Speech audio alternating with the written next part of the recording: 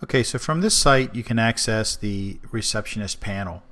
The Receptionist Panel allows you or another member of your staff to log in through the internet and do a couple of different things. You can add appointments if you choose to use this for appointments using a link between iCal or Google Calendar, and you can set that up. There's videos that explain the use of iCal and Google Video that are beyond the scope of this video. You can also, more importantly, add patients, new patients, and you can activate or inactivate patients so that only the patients that are active appear on your device syncs. So we're going to go over each of those. But the first thing you're going to want to do is go to this website, 50.16.208.223/iPhone/receptionist panel. And then bookmark that. Now you can see up here I have that bookmarked as Quick Receptionist. So you're going to save that so that you can come back to this site and then log in each day. So go to the Receptionist Panel, you'll see the login, and then what you're going to use to log in is your main therapist ID, and then you're also going to use your password for that main therapist. Now, with that information, you click Login, and it will bring you to this site. Here you have the receptionist functions, the appointments and patient entering functions, and then your bulk email settings. So by collecting the emails on all of your patients, you can, from your device, send out an email. Maybe it's a special you're having that week, maybe it's a quick health tip, whatever, but you have that capability right from your device then. All right, so the first thing we're going to look at is the patient functions. So patient functions was what most of you have asked to have access to. We'll click on that. It's going to bring up our list of patients.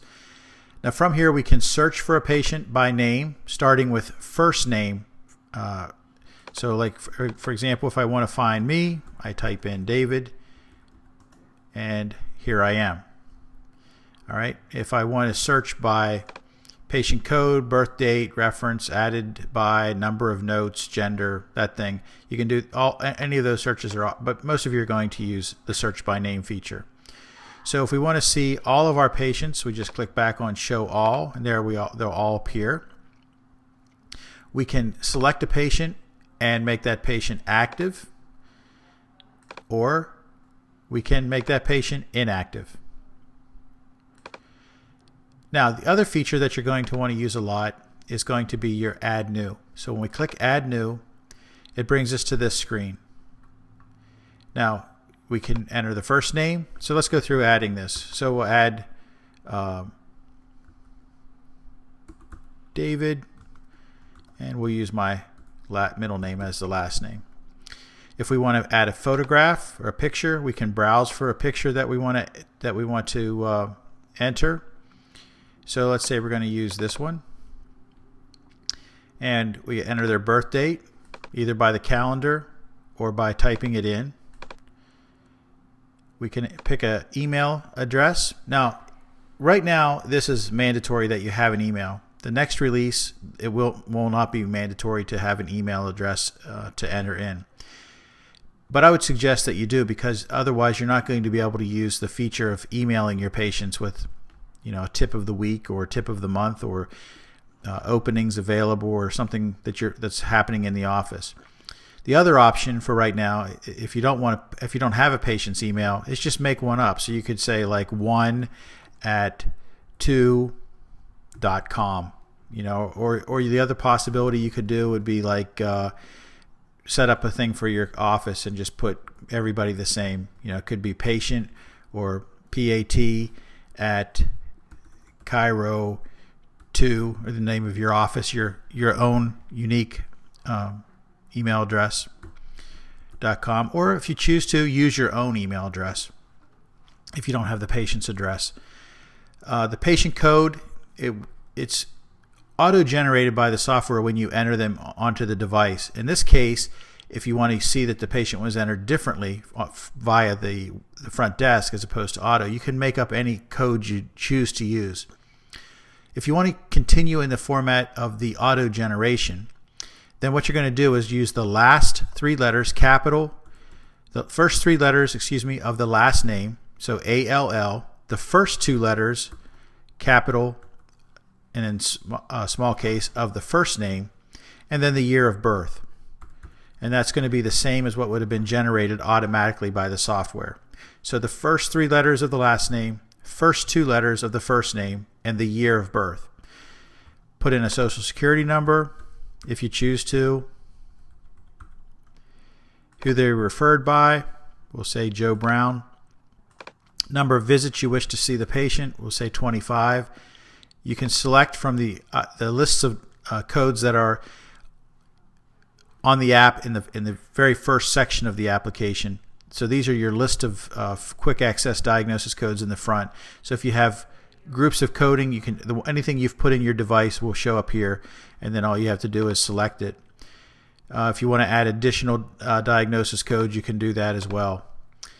Then whenever we come down, you can add up to 4 of those. Then we can down to the complaints. So we'll say that this person has cervical and shoulder problems. So we'll put cervical and thoracic and maybe shoulder, like I have here on the drop down. We'll say cervical pain that goes into his right shoulder. Remember to keep it no punctuation, and that's going to be the text replacement. And I also want to add one for low back. This particular patient is going to have 2 complaints, so we'll say low back and hip. All right, so then I'll put dull, aching, lower back pain that goes into his right hip and lateral thigh. All right, and now we're ready. All we have to do now is click the Add button. We'll get a message that that patient has been entered into our database. If we want to search to confirm that, we'll see here's David Allen. He's in the database, and when we hit the sync, he will not appear on your device until you have hit the sync button on your device. Then the device will sync back to the servers, and he will then be in your database. So that's how that feature works. Back to the home button, you can select appointments and make an appointment for a patient. So we select that. We can schedule when we want to see the patient. I guess we're going to see them tomorrow, and we'll see them at 5:30. And so we modify that. The record was updated. His appointment will now appear on our device and sync. Other options, back to home. Under the Receptionist Panel, we can change the name of our clinic. You cannot change the clinic code. That's not going to change. But that's how you can modify your information here. And you also have the ability to send bulk emails.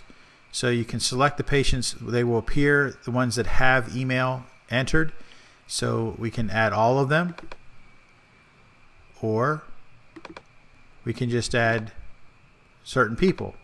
And then we can put additional addresses in if we choose to. We can put a subject, massage sale maybe, and type your message.